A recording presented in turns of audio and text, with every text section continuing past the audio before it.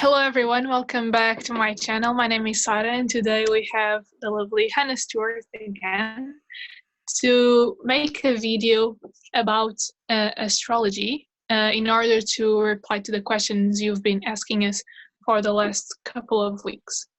So Hannah, the first question is a little bit about what you mentioned in the previous videos, but just to clarify, how is astrology used as a self-development tool? So ultimately, it is a healing tool. It's about self-development. It's about personal growth. Your birth chart isn't set in stone. It allows for expansion and for understanding. And what I was surprised by when I looked at my chart for the first time was how much of these issues, especially real problems that were standing out in my life, were being reflected through my chart. And I came to realize that actually this is for me like part of my soul's karmic journey in this lifetime, is to go through these issues and learn how to overcome these obstacles, and not to see them as I'm a completely flawed being, there's nothing I can do about it. Like, everything we're going through right now is a process, and it's okay that you're learning, and it's okay for other people to trip up. Like, I think it's the idea of removing that judgment from it, that sort of judging filter of okay, so from my understanding of what you said, it's a tool to bring awareness towards what you should or could be focusing on in order to bring yourself back to balance. But it also allows you to have a bigger picture, and therefore being kinder to yourself during this process of learning, but also to other people. Yep, exactly. That's it? Yeah. Okay. Then it brings us to the next question. That is about knowing a little bit more about the sun sign, the moon sign, and the ascendant. So if you could tell us a little bit more about that, and also if one of those have more impact or not, or if they all have the same kind of relevance. So you have the ascendant, which is all about first impressions, how people see you, also your physicality as well. So for example, if you have a planet in the first house, that will affect your physical body and your face as well. It'll definitely change it. So for example, if someone has Saturn in the first house, they will have very angular, bony features. They'll be either very tall and thin, and because Saturn rules bones and teeth, so those features are going to be exaggerated. So the first layer, obviously, impressions. Peel off that layer and you have the sun layer, which is ultimately when you start getting to know someone, you kind of find out what are their morals, what are they really passionate about, what's their focus and drive in life. And that's like the active, as I say, quote unquote, masculine side of someone, even though of course it can be both men and women who display these traits. And then the next layer, once you truly start getting to know someone, it's their moon layer. It's actually like how they internally feel and perceive the world. And that's why in Vedic astrology, the moon is the most important, because no matter what's going on the outside, what you truly think is the most important part of you. So if you don't mind now, if we can move on to the houses, that would be perfect, because it's always I don't say confusing, but I can see it's a very, very important part of how to read a birth chart. Okay, so from my understanding, I think you've mentioned to me once that the houses are always fixed in any chart, right? So it's something that doesn't change. No. Okay. But then the zodiac signs, which are like the characteristics, move around. So the house, as you got here, 1 to 12, each have their own specific meaning, and these are all areas of life. So that's why you see, for example, we've got baby Jeff's chart back up here, and his sun would be in the 8th house. So you can see actually that his life's focus will have more 8th house meaning and qualities. whereas someone else who would have second house sun would have a totally different perspective. I actually can't see the baby Jeff in the screen. Oh, you've got, there's Jeff. Yeah. How about this? Oh yeah, Perfect. Sorry about that. Yeah, so if you don't mind, go around through the houses. So the first house is called the ascendant house.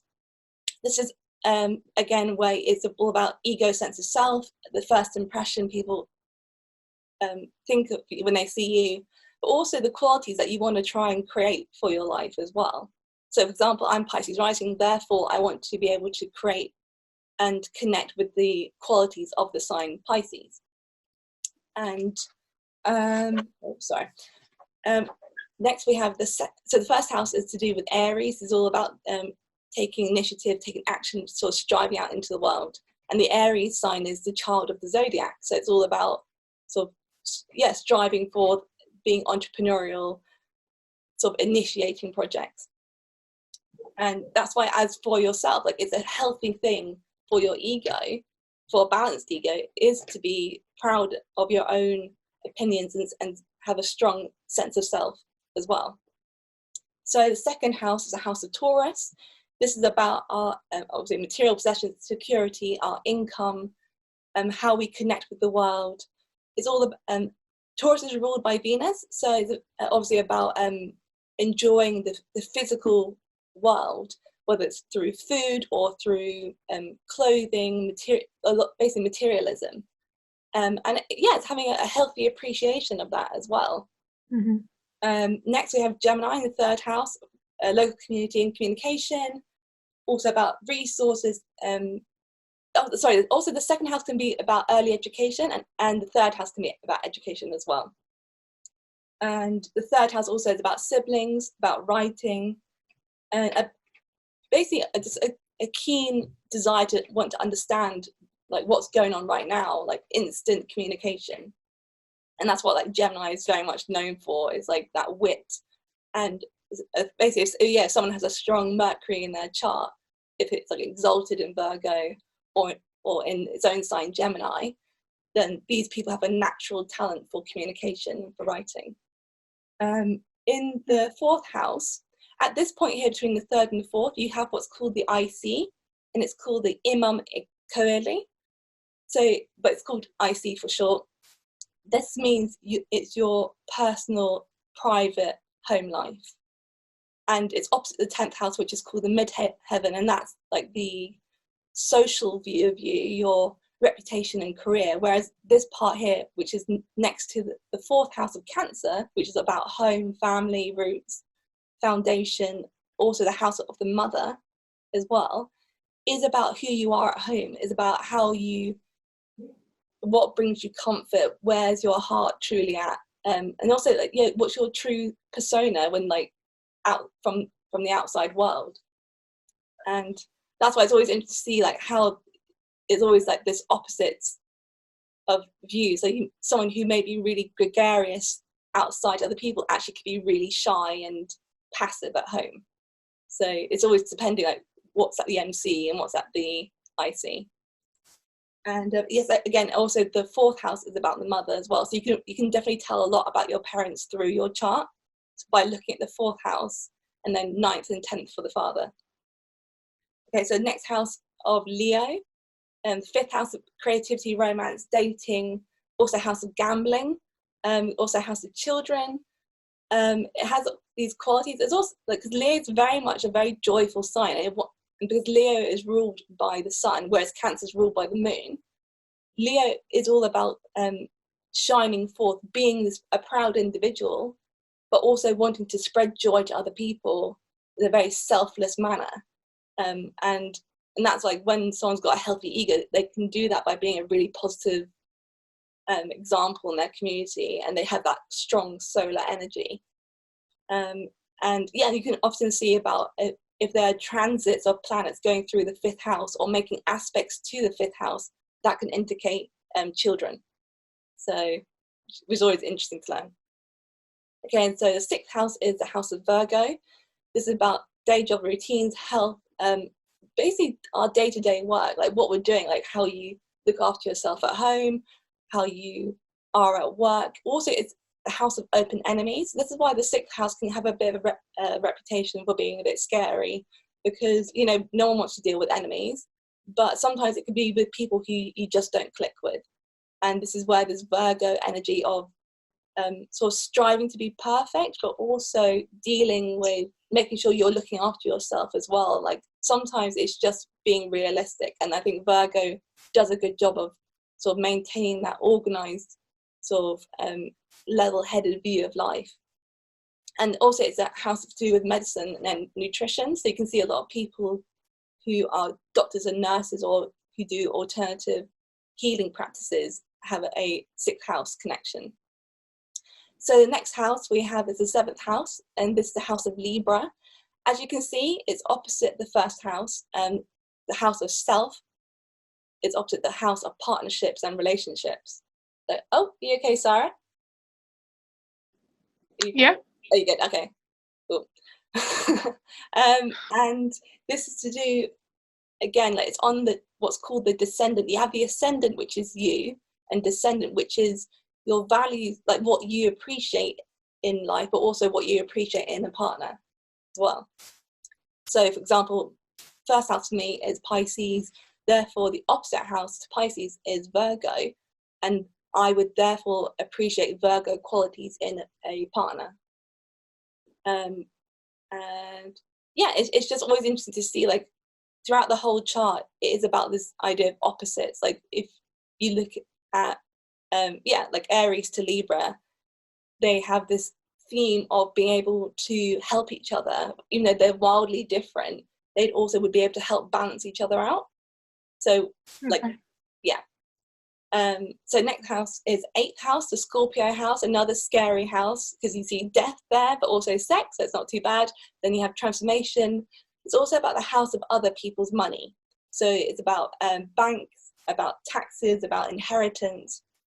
Also about, ultimately about transformation, betrayal, shame, scandal, mysteries, and really going into the unknown to ultimately to transform yourself for the better. And again, it's eighth house about other people's money. Opposite it is the second house about your own money and your own possessions. So again, it's that game of oppositions there. Ninth house is the house of Sagittarius. Jupiter. Sorry. Eighth house, Scorpio is a Plutonic. Even though I know Pluto is not a planet, it's a dwarf planet now. It's still important and it's still counted in astrology.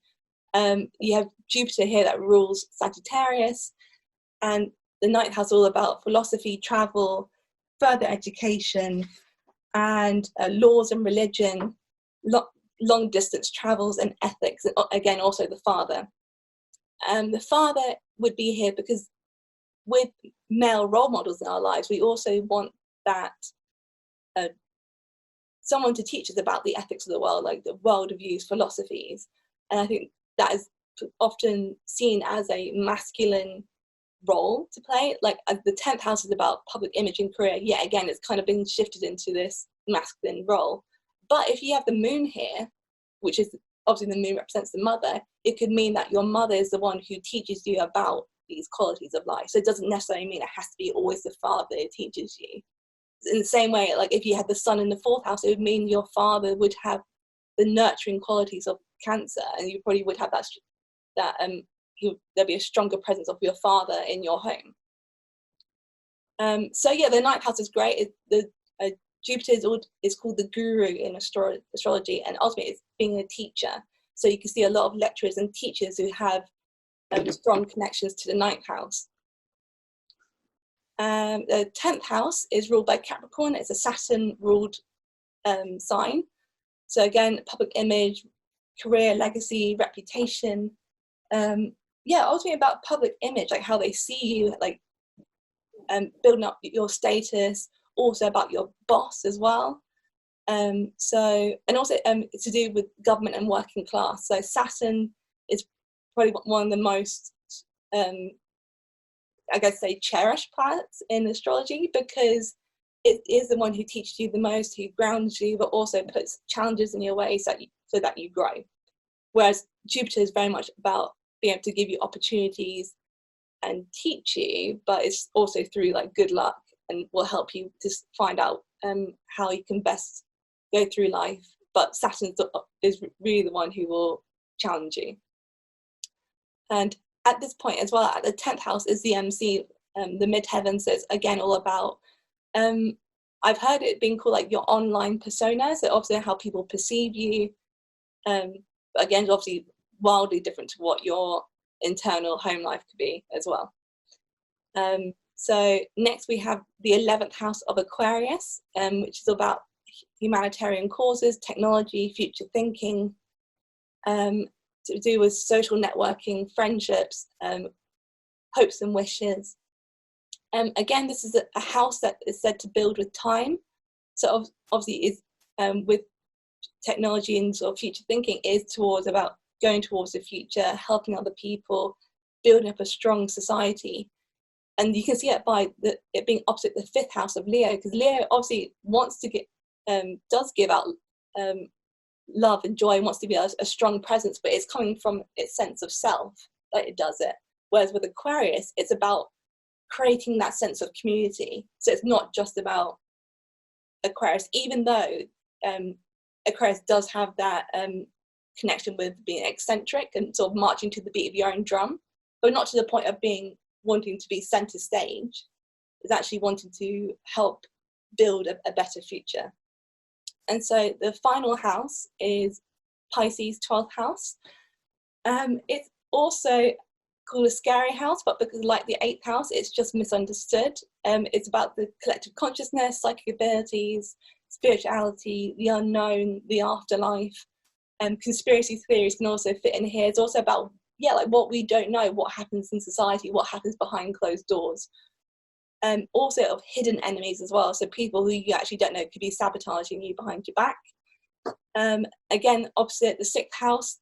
And this axis here is the axis of service. So whereas Virgo is all about the day-to-day, helping with healing the body, the physical qualities of getting work done, keeping your house in order, the 12th house is also about service, but also helping you spiritually ascend. So helping you realize actually there's more to you than the physical world, that actually you are here as like having a soul's mission and purpose. And that's why actually you can see a lot of people who are monks or nuns who have a strong connection to the 12th house, because it's also linked with solitude and the idea of going away to an ashram or to a monastery.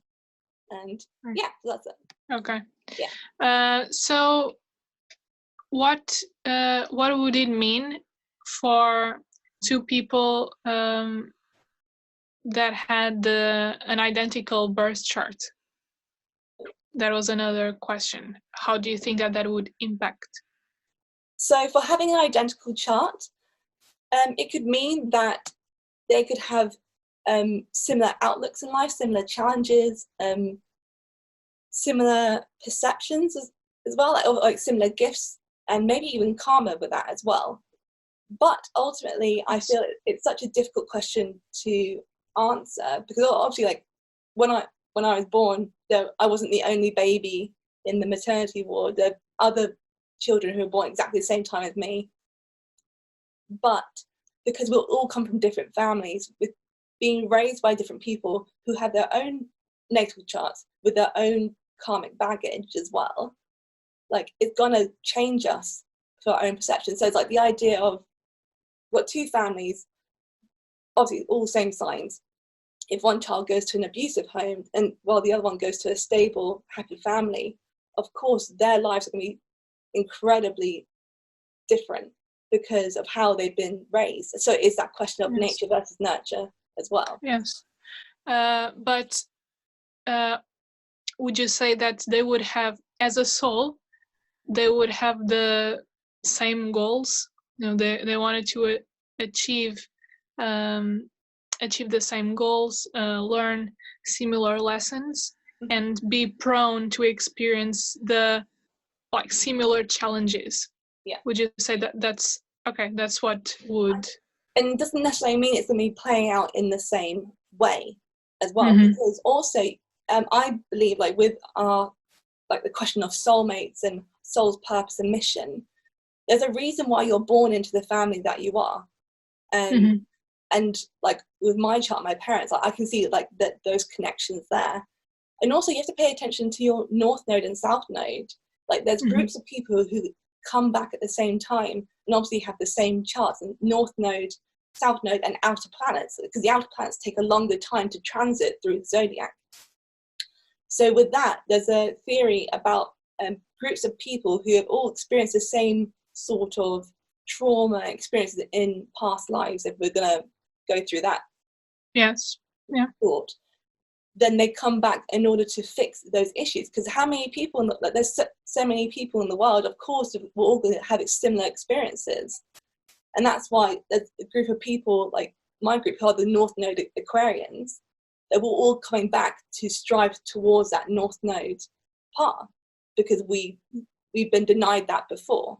Yeah, that's very interesting, because one thing that maybe people don't realize is what a soulmate really means, which is just someone that you recognize, that you feel like you've met before, because you really have. You've met them in a previous life, for instance.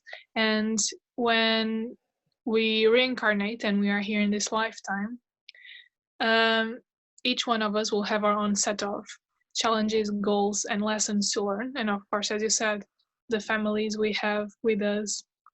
But in the end of the day, there is no necessary relation between a soulmate and having an identical birth chart, because it's a soul that we recognize from before, and we have that affinity, and it can either be compatible or not compatible. It's going to teach us lessons, for sure. It probably will have some karmic energy associated. So I don't know much about astrology, but it would be interesting to analyze these charts and see if in the South Node, in the karmic energy, if there was like some sort of relationship when these two souls meet. And that's why there's a chart you can do called a synastry chart, where you overlay your chart with someone else's, and you can see how your planets and aspects affect each other. So that's why it's always really interesting when you have what's called a North Node or South Node aspect with someone else to their personal planet or outer planets, or even to their North Node as well. And that really shows a strong karmic connection to that person. That if it's South Node, that means that you've met them before, and it's like you're coming back again to pick things up and to either try the relationship again or to try and heal that issue that was between you. Whereas with North Node, it's about helping you, guide you towards your path, like what your soul wants to learn in this lifetime. And often the North Node ones are scarier than the South Node, because the South Node's like comfort, like I feel like well, my friends I have a strong South Node connection with, and when we met it was like instant friendship, because it's like, I know you, I've met you before, and I feel so comfortable with you. Whereas with a North Node connection, it was exciting and new, but it was really difficult, because it was forced me to take on qualities of my North Node that I wasn't mature enough to learn about. Yeah. So it challenges you. Yeah. So, for example, if another question actually is about the North Node and South Node, and how that can tell you about your destiny and the potential of your soul to evolve in this lifetime. Yeah. And so would you say that if I were, for example, if I would have my North Node in the 7th house, that would mean that in this lifetime, that's the area of my life that my soul wants to explore. Yeah. Because it mean your South Node was in the 1st house. So it mean that you spent time developing your identity, your ascendant, and who you are as an individual. But now's the time to actually, because you've done that so much, it's kind of like you've overdone it with the 1st house. Actually, you've got to balance it out by spending time focusing on connecting with people and developing relationships. because, you know, like, no one's meant to be by themselves. We're supposed to have connections while we're here. And actually, there's a great guy on YouTube called Athen Chimenti, and he does a great YouTube series called Mastering the Zodiac. And he's done some great videos explaining the North Node placements throughout the chart. So it is about going back, seeing what the houses represent, and where the North Node is positioned there. And there's plenty of people on YouTube now who have so much experience within astrology who clearly and concisely can explain what those placements mean. Okay. There's another question. I believe it's the last one. And I've been asked if you can, through astrology and your birth chart, know about your health challenges. For example, what are the organs that might be affected? What do you have to say about this? Is there any guidance? So yes, there's a branch called medical astrology, through which you can use the zodiac and the planets to identify ailments to do with the body and diseases. So the zodiacs are all linked with a specific body part, and then the planets are also then linked with a particular organ or a system in the body, a disease, or a type of drug use as well. And so, of course, like, this is a very specific type of astrology, and with which I'd say, like, it's incredibly important that you find a good astrologer who has that experience, being able to help their clients diagnose through their chart, because obviously it's a very sensitive topic and shouldn't be taken lightly. Okay, amazing. So this is it. No more questions. I hope everyone enjoyed this video, and that you feel like your questions were answered. And thank you, Anna, for being here with us and answering these questions. Thank you for taking the time. I really appreciate it. And we'll see you guys soon, next week. Okay, bye.